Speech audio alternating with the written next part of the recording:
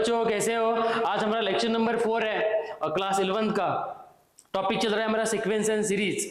Okay, तो sir आज नया क्या बताने वाले हो? आज जो कंसेप्ट आपको मैं बताने जा रहा हूं जिसके ऊपर आपको मेंस में और एडवांस में भी क्वेश्चन आते हैं, ठीक है? तो सर आज कौन से क्वेश्चन है? आज ज्यादा कंसेप्ट ज्यादा है और क्वेश्चन कम है।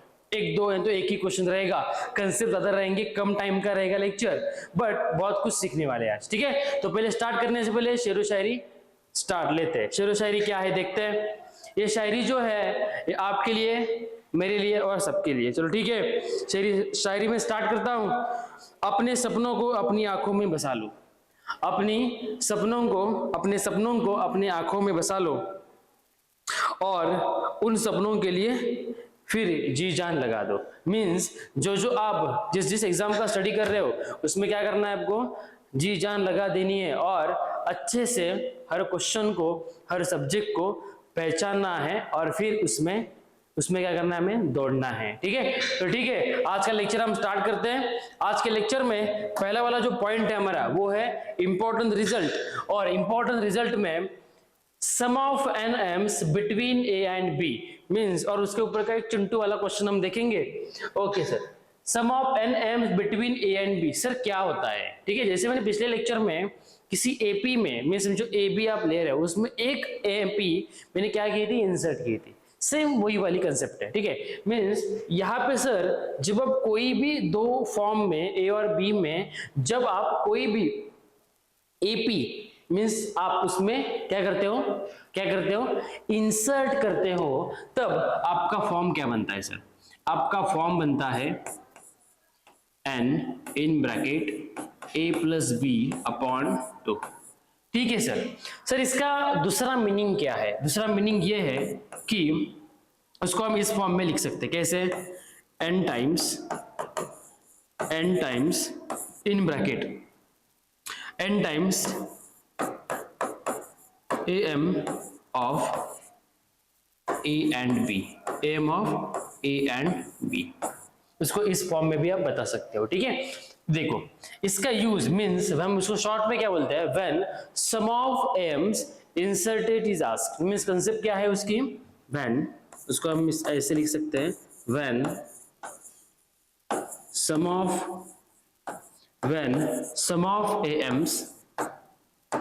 ऑफ एम्स इंसर्टेड, उसको मैं ब्रैकेट में लिख रहा हूं, inserted, sum of means inserted is asked. Means हमें वो सम निकालनी है, इज आस्क्ड, ठीक है सर? इसका यूज कैसे करेंगे एग्जाम्पल में, देखते हैं कैसे करेंगे। जो पिछले वाले लेक्चर में जो हमने एग्जाम्पल लिया था उसी एग्जाम्पल की हम बातें करेंगे। Insert 5 AIIMS between 3 and 13। देखो यहाँ पे मीन्स यहाँ पे सीक्वेंस कैसे बनेगा आपका, a1 plus a2 plus a3 plus a5, sorry माफ कर दीजिए sir, a4, okay, a4 plus a5, okay. इसको सॉल्व कैसे करेंगे सर? इसको सॉल्व करेंगे, हमारा n क्या है, नंबर 1 2 3 4 5, तो n आपकी वैल्यू क्या होगी, 5 इन ब्रैकेट, 5 इन ब्रैकेट क्या होगा, a प्लस बी, मीन्स इन दोनों की एडिशन। a क्या है 3 प्लस 13 अपॉन क्या दिया है, अपॉन 2, ठीक है? जो करो सर, अभी देखो 5 आपका एज इट इज रहेगा, इसकी एडिशन रहेगी 16 अपॉन 2 और फिर इसका आंसर क्या होगा, 5 इंटू 8, मीन्स इसका आंसर रहेगा 40। चिंटू वाला क्वेश्चन था ये, क्या बड़ा वाला क्वेश्चन नहीं है। यूज कैसे करना है उसका मैंने वो बताया आपको, ठीक है? चलो ठीक है, नेक्स्ट चाहिए तो आप इसका स्क्रीनशॉट ले सकते हो। जाते हैं नेक्स्ट पॉइंट पे, ठीक है सर? सर नेक्स्ट हमने पॉइंट दिया है ज्योमेट्रिक मीन। क्या होता है ज्योमेट्रिक मीन? जो ज्योमेट्रिक मीन में दो कंसेप्ट मैंने लिखे हैं। पहले वाली जो कंसेप्ट है सिंगल जीएम, क्या है सिंगल जीएम, क्या होता है? तो उसके 3 टाइप्स मैं आपको बताने वाला हूं। तो पहला टाइप है आपका GM of A and B, GM of A and B, okay, then GM of A, B and C. Sir, third type क्या है? GM of A, B C and D. Sir ये आपने जो लिखा है उसके फॉर्म्स क्या है, उसका फॉर्मूला कैसे बनेगा? कभी याद रखो जितने भी आपको वहां पे टर्म्स दिए हैं, जो भी टर्म थे उसको हम मल्टीप्लीकेशन में लिखेंगे। ओके, a इंटू बी, और कितने हैं? 2 है, तो उसको हम क्या लिखेंगे? ऐसे लिखेंगे 1/2। ठीक है, ओके सर। तो जीएम ऑफ, यहाँ पे GM of A B C क्या होगा sir? GM of A B C क्या होगा? GM of A B C कितने हैं? ए बी सी, तो ए बी सी टर्म कितने? ए बी सी 3 टर्म्स है, तो पावर में आएगा 1/3। ठीक है, मीन उसके बाद में क्यूब रूट ऑफ बोलते हैं, square root of, cube root of. Okay, 4th root of GM of A B C D, easy है, ए बी सी डी, और पावर में क्या आएगा? 1/4 आएगा। ऐसे सॉल्व करने का तरीका है जो मैंने आपको ज्योमेट्री में बताया अभी। ठीक है सर, ये तो करेक्ट है, ठीक है, चलो ठीक है, ये बात ठीक है। तो आपने नीचे जो लिखा है inserting n GMs between A and B, means हमें क्या करना है? ए और बी में जीएम्स को क्या करना है? इंसर्ट करना है। जैसे मैंने पिछले लेक्चर में एपी को इंसर्ट किया था, मीन्स यहाँ पे किसको? जीएम, एएम को मैंने इंसर्ट किया था, एक एपी बन गई थी उधर, A1 A2 up to sworn N. यहाँ पे क्या होगा? G1 G2 up to sworn Gn। तो आपकी जीएपी, आपकी जीपी क्या बनेगी सर? सर एक आप ए लो और दूसरी बात एक बी लो। ठीक है सर। सर इसके बाद यहां पे हम क्या करेंगे? G1, सॉरी इसको जरा अच्छे से लिखते हैं, कलर चेंज करते हैं। ठीक है, यहां पे होगा G1 G2 G3 up to so on, last क्या होगा? Gn। चलो ठीक है, ये भी करेक्ट है सर। सर इसके बाद क्या करेंगे? इस वाले पार्ट के बाद क्या करेंगे? मींस इस वाले पार्ट को जरा ऑब्जर्वेशन करेंगे, और इसमें से इसको मैं क्या बोलूंगा? इसको बोलूंगा मैं फर्स्ट टर्म। क्या बोलूंगा? फर्स्ट टर्म बोलूंगा। उसके बाद सर इसमें टोटल नंबर ऑफ टर्म्स कितने हैं? Total number of terms, total number of terms कितने हैं? टोटल नंबर ऑफ टर्म्स कितने हैं? कितने हैं सर? n+2 है, क्योंकि मैंने आपको पिछले लेक्चर में बताया था, पहले ही आपको 2 टर्म्स दिए हैं, 2 फॉर्म्स दिए हैं, और उसमें आप एक जीपी ला रहे हो, एक जीएम ला रहे हो, तो वो n+1 है, तो और वो 1, तो n+1+1 क्या होगा? n+2 बन जाएगा। ठीक है सर। सर इसके बाद लास्ट टर्म तो आपको पता है, इसको मैं बोलूंगा लास्ट टर्म। क्या बोलूंगा? Last term. ठीक है सर। सर लास्ट टर्म तो मैं, लास्ट टर्म को हम क्या बोल सकते हैं? Tn+2। क्या बोल सकते हैं? Tn+2। तो इसको हम ऐसे लिख सकते हैं क्या? Tn+2। ठीक है सर। अब जीपी का फॉर्मूला क्या होता है? जीपी का फॉर्म Tn = A और R⁻², क्या होता है? R⁻n-1। यही फॉर्म हम यहाँ पे यूज करेंगे। तो सर कैसे करेंगे, जरा कोई बता सकता है कैसे करेंगे? Tn+2 को यूज करना है आपको। तो आपका हो जाएगा A इंटू R की पावर n+2 - 1, तो पावर आ जाएगी n+1। ठीक है सर। बट सर Tn+2 की वैल्यू आपके पास है, कौन है लास्ट टर्म? B। तो यहाँ पे लिखूंगा मैं B = A R⁻n+1। चलो ठीक है, ये भी बात सही है। सर इसके बाद क्या हो जाएगा? सिंपल है, इस A को इस साइड लेके आओ तो क्या होगा? B/A = R⁻n+1। ठीक है सर। सर इसके बाद मुझे R की पावर नहीं चाहिए, तो मैं क्या करूंगा? उस पावर को इसके पावर में लाऊंगा, तो क्या हो जाएगा? B/A उसके पावर में 1/n+1 = R। ओके, ये वाला हमारा क्या है? फॉर्म है, जो इंपॉर्टेंट फॉर्म मैंने आपको बताया। ठीक है, ये वाला आपका फॉर्म है। सर कैसा बॉक्स निकाल रहे हो? ठीक है, ये वाला फॉर्म आपको समझ में आया कैसे किया है? यूजिंग मीन्स किसी जीएम में, means inserting n GM between A and B. Mean A और बी में मैंने क्या किया है? एक जीएम क्या किया? मैंने क्या किया? इंसर्ट किया, और उससे क्या बनता है हमारा? ये क्या है बताएं? ये हमारी क्या है? एक जीपी है। क्या है? जीपी। ठीक है, ओके, समझ में आया मैं क्या बोल रहा हूँ? Means first term, total number of terms, और मैंने ये फाइंड किया। ये वाली बात समझ में आती है? चाहिए तो आप इसका स्क्रीनशॉट ले सकते हो। ठीक है, ओके, चलो लो जल्दी लो स्क्रीनशॉट। ओके, ये मैंने बताया सिंगल जीएम, और यह था हमारा inserting n GMs between A and B. ठीक है, ओके चलो नेक्स्ट पॉइंट पे जाते हैं। नेक्स्ट पॉइंट, ठीक है सर। सर आपने और एक इंपॉर्टेंट रिजल्ट की बात की है, क्या की है? Product of n GMs between A and B. अभी देखो प्रोडक्ट ऑफ एनजीएम्स का मतलब क्या होता है, सिंपली देखो, जब आप इसकी बात करोगे, प्रोडक्ट का मतलब मल्टीप्लिकेशन, ठीक है, तो एक बात तो मुझे समझ में आती है कि आपकी जीपी होगी वो G1 G2 G3 up to so on, वो कहां तक जाएगा? Gn तक जाएगा। इसका मतलब क्या होता है सर? ये हमारी जीपी है, तो क्या दिया? Product of n GMs between A and B, क्या होगा? बिटवीन ए एंड बी, तो ए बी। ओके, तो पहले लिखने से पहले यहां पे मैं लिखता हूं क्या होता है इसके जनरल फॉर्म में इसको लिखता हूं मैं, मीन्स जीएम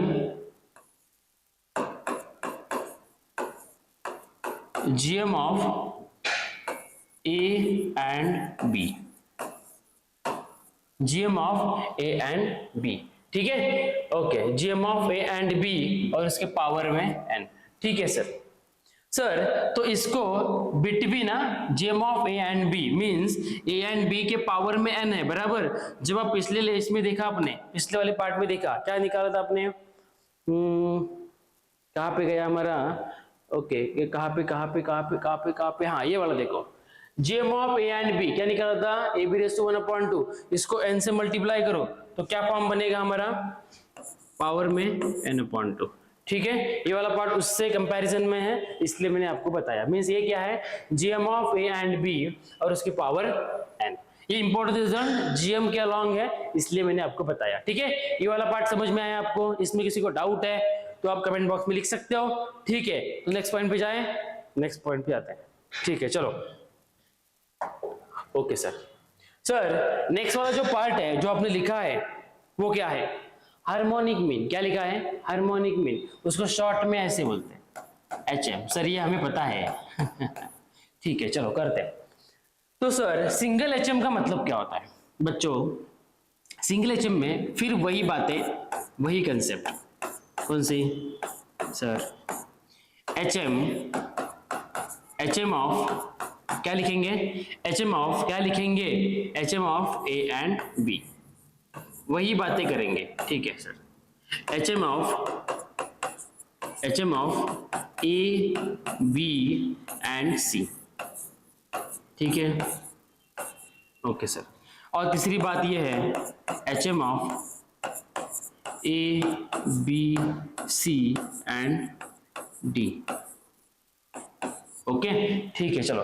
अभी इसको सॉल्व करते हैं। HM of A and B कैसे करेंगे? सिंपल देखो, ट्रिक ये है कि जितने भी टर्म्स है 1 2, कितने 2 टर्म्स है तो ऊपर आएगा 2 डिवाइडेड बाय उन दोनों का रेसिप्रोकल किया, और रेसिप्रोकल करके उसकी उनकी क्या करेंगे? हम सम करेंगे। तो 1/a प्लस 1/b, ठीक है सर। इसका क्या बनेगा?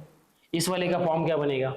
सिंपल है, कितने टर्म्स है? 1 2 3, तो ऊपर आएगा 3 और पावर में आएगा 1/a plus 1/b plus 1/c, उनकी सम। सर इस वाले पार्ट को कैसे करेंगे?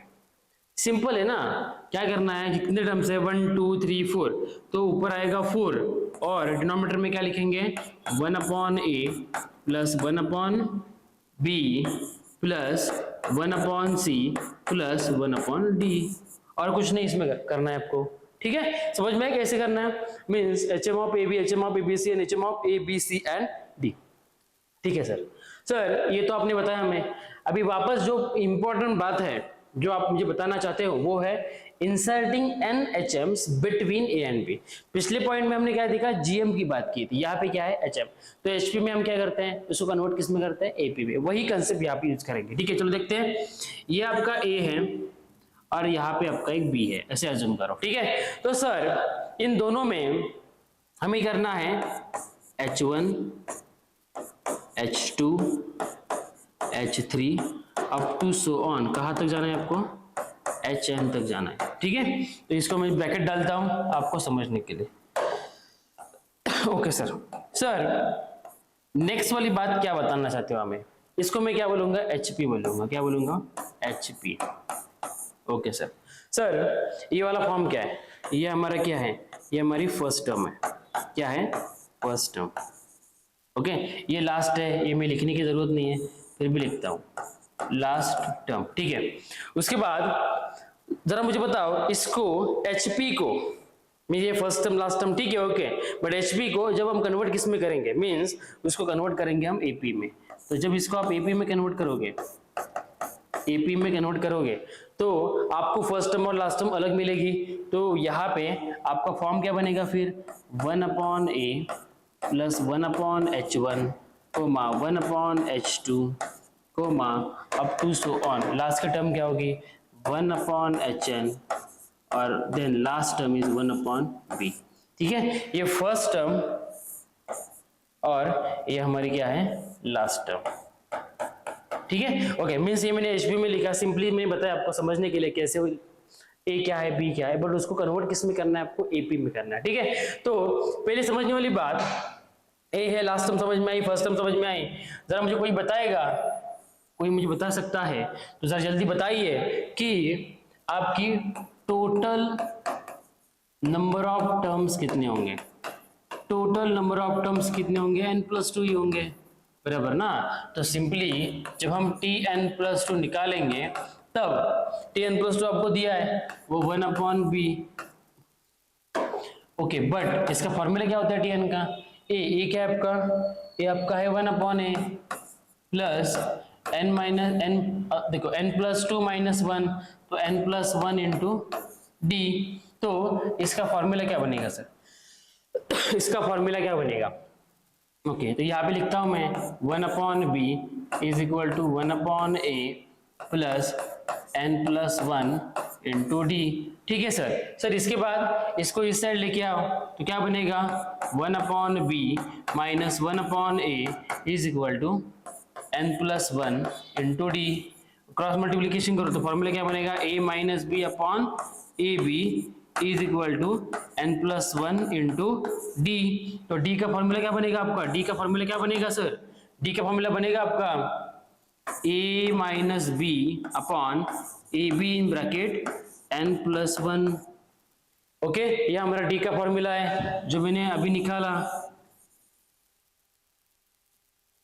आपको समझ में है कैसे फाइंड किया ये, ओके। मीन्स हमें क्या करना है, इसके ऊपर एक क्वेश्चन आता ही है, ओके। इसलिए मीन्स जो AGP वाला पार्ट है वो थोड़ा सा इंटरेस्टिंग है बट ज्यादा क्वेश्चन उसके ऊपर आते नहीं है, ओके। फिलहाल कुछ जो पार्ट उसमें से क्या हुआ रहा है, कम कम होता जा रहा है। इसलिए मैं बोलता हूं जो सिलेक्टेड और परफेक्ट जो आपको आता है और जो आपको दिया है वो अच्छे सॉल्व कीजिए, ठीक है।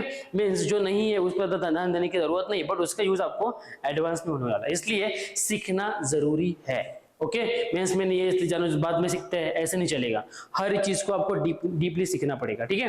D is equal to A - B upon AB in bracket n+1, ठीक है। ये वाला पार्ट समझ में आया कि हार्मोनिक मीन क्या होता है, सिंगल HM क्या होता है, फिर उसको इंसर्ट करने के बाद क्या फॉर्म बनते हैं, पार्ट समझ में आया है, ठीक है। चलो नेक्स्ट पॉइंट पे आते हैं, okay.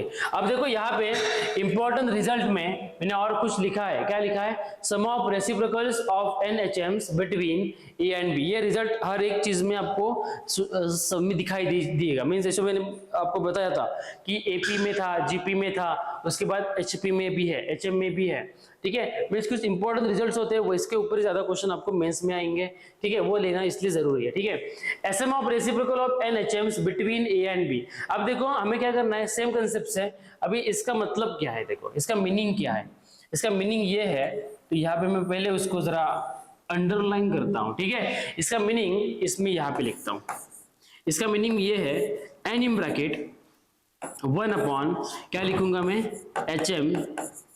HM of A and B, HM of A and B, ठीक है। सर इसका मीनिंग क्या है, हमें यहाँ पे आप क्या बताना चाहते हो, ठीक है। Means n into in bracket 1 upon HM of AB का मतलब मैंने आपको पिछले लेक्चर में बताया था, क्या था, मीन्स कितने टर्म से, 2 टर्म से, तो ऊपर 2 आएंगे, नीचे क्या आएगा, उन दोनों का रेसिप्रोकल और प्लस सम करेंगे, ठीक है। तो वही बातें यहाँ पे करेंगे, बट सर यहाँ पे हम सीक्वेंस के यूज करेंगे, जो सीक्वेंस है इसके लिए तो क्या यूज करेंगे, हम HP वाला सीक्वेंस ही यूज करेंगे। मीन्स उसको हम कन्वर्ट करते हैं AP में तो 1/H1 1/H2 1/h3 up to so on, वो क्या रहेगा 1/hn।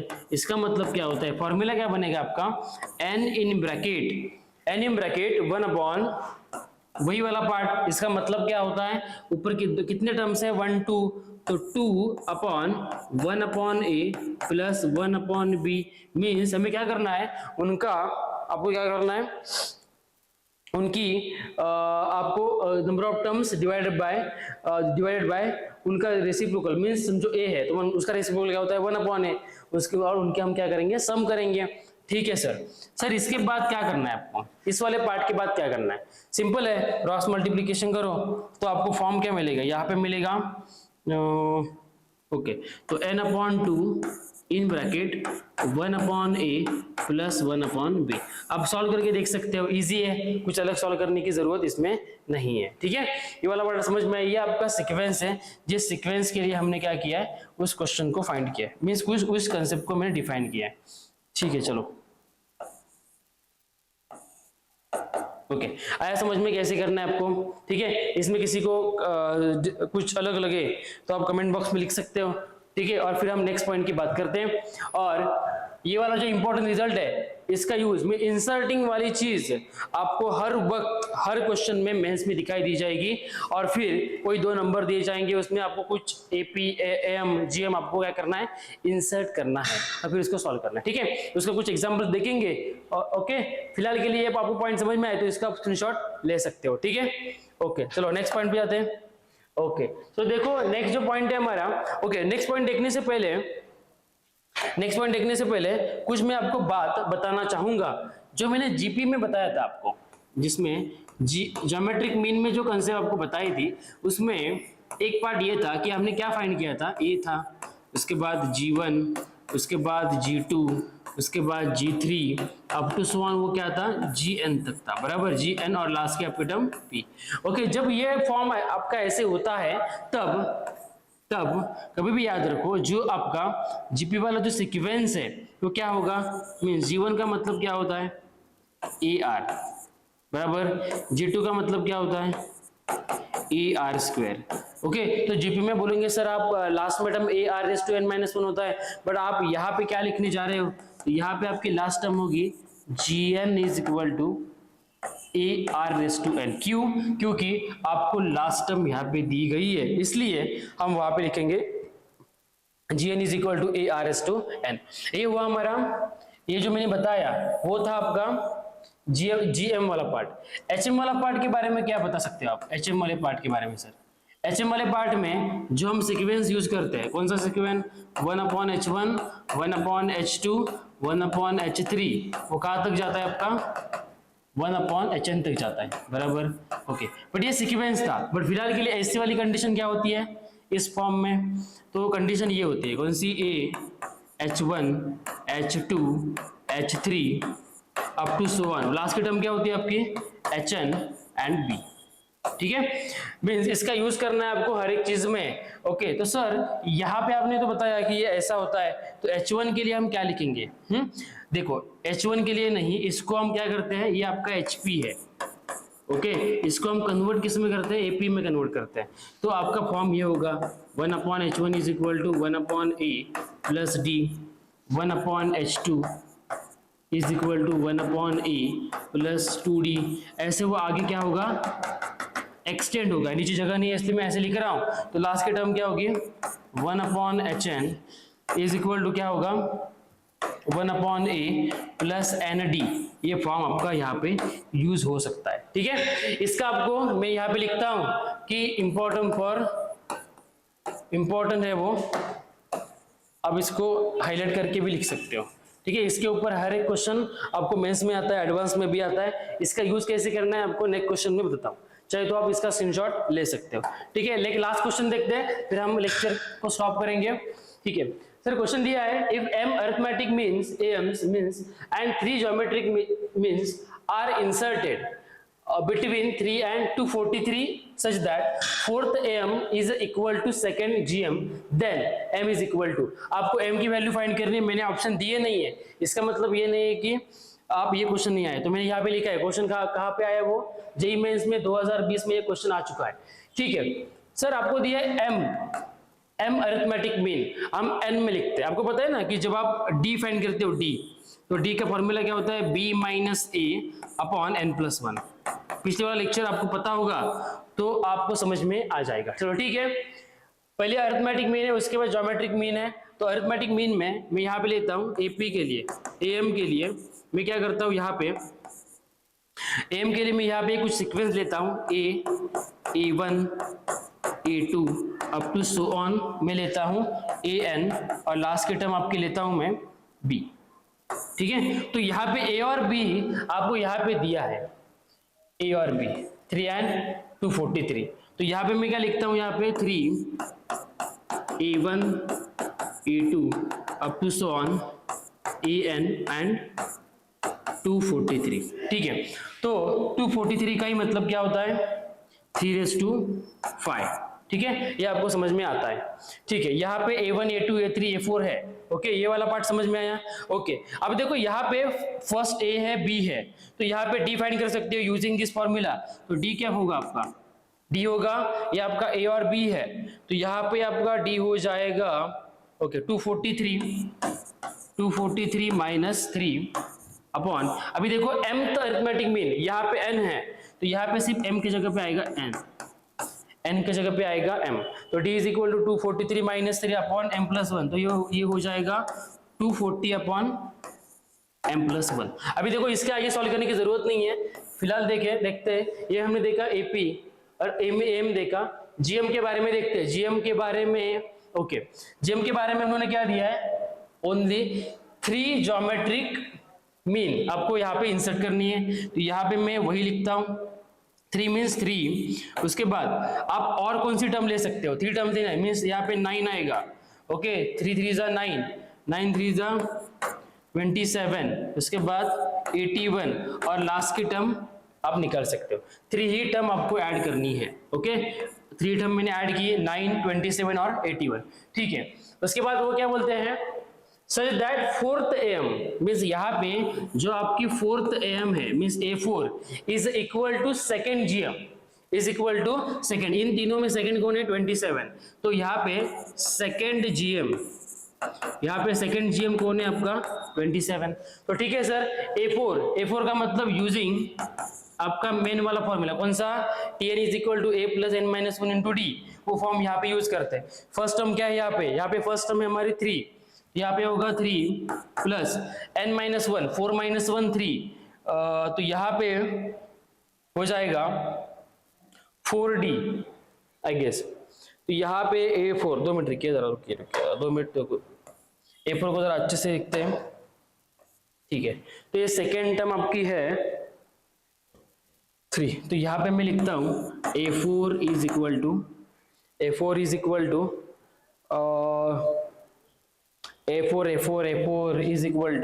3। A4 को मैं लिखता हूँ 3 प्लस यहाँ पे हो जाएगा हमारा A4 is equal to 3 plus 4D। Okay, यहाँ पे मैंने क्या किया पता है, A4 के लिए यहाँ पे जो D वाला फॉर्मूला है जो हमने फाइंड किया यहाँ पे, ओके, तो ये जो D की वैल्यू है इसमें आप सब्स्टिट्यूट कर सकते हो। ओके, बट इसकी वैल्यू क्या दी है आपको, इसकी वैल्यू सेकंड GM की वैल्यू क्या दी है आपको, 27 दी है। तो यहाँ पे आप और एक कंसेप्ट यूज कर सकते हो, इसके इज इक्वल टू आप क्या लिखोगे, क्योंकि ये जो है ना means A4 is equal to 27 ऐसा है। क्यों, ये वाली कंडीशन आपको दी है, कौन सी, इधर गई ये वाली कंडीशन। ओके, ये वाली दी है, इसलिए मैंने लिखा A4 इज इक्वल टू 27। तो A4 is equal to 3 plus 4D बराबर 3 प्लस 4D। ओके चलो ठीक है, तो यहाँ पे हम क्या करते हैं, यहाँ पे D की वैल्यू सब्स्टिट्यूट करते हैं। तो क्या फॉर्म बनेगा आपका सर, यहाँ पे फॉर्म बनेगा 3 प्लस 4 इन ब्रैकेट, D की वैल्यू है जो हमारी आई है 240 अपॉन m प्लस 1। ठीक है, इसको अभी आगे हम सॉल्व करते हैं। लास्ट क्वेश्चन है, देखिए A4 इज इक्वल टू क्या आया था हमारा 3 plus 4 in bracket 240 upon m plus 1। Okay, इसके बराबर हम क्या लिखते हैं, 27 लिखते हैं। ठीक है, देन इस 3 को इस साइड लेके आओ तो क्या हो जाएगा 4 into 240 upon m plus n is equal ये बन जाएगा 24 बराबर 20 पर 1 जा 24 10 जा, तो आंसर क्या आएगा आपका 10 जा मीन्स ये हो जाएगा 40 अपॉन m प्लस सॉरी इधर थोड़ा मिस्टेक हुई है इधर, यहाँ पे होगा हमारा m+1 है, गलती से मैंने m+n लिखा था, वापस वही किया सर जरा धीरे से, ठीक है चलो ओके सर। अभी m+1 इज इक्वल टू क्या है ओके तो ये m+1 1 ओके, यहाँ पे क्या होगा 40 इज इक्वल टू m+1, तो m इज इक्वल टू क्या आएगा 40 माइनस 1, तो m की वैल्यू क्या आएगी हमारी 39। This is the answer okay. ये वाला क्वेश्चन आपको समझ में आया, ऐसे मैं समझता हूँ, इसमें किसी को डाउट है तो आप जल्दी उसको देख सकते हो। मैंने क्या किया फर्स्ट टर्म देखिए, मैंने क्या किया डी फाइंड किया, उसके बाद मैंने यहाँ से कंपैरिजन किया a4 इज इक्वल 27, यहाँ का a4 और यहाँ का आपका 27, 3 में से सेकंड टर्म में 27 है, तो यहाँ पे सेकंड टर्म 27 है, तो ये मैंने a4 लिखा, a4 कैसे लिखा 3 + 4d 3 + a + 4d आपका जो भी है वो, ठीक है। उसके बाद 4d लिखने के बाद 3 प्लस मीन्स यहाँ पे होगा 4d के बाद हमने क्या किया यहाँ पे d की वैल्यू पुट आउट की, और फिर मैंने क्या किया आपकी n की वैल्यू 39 फाइंड की, ठीक है। इसमें किसी को डाउट है तो आप अपने कमेंट बॉक्स में आपका आंसर लिख सकते हो और फिर वीडियो पॉज करके खुद से आप सॉल्व कर सकते हो, ठीक है। आज के लिए इतना ही, नेक्स्ट लेक्चर में और भी कुछ देखेंगे ओके। आज के लिए अलविदा, नेक्स्ट लेक्चर में सुमित सर के साथ नए कंसेप्ट देखेंगे, नए क्वेश्चन देखेंगे। आज के लिए अलविदा, थैंक यू।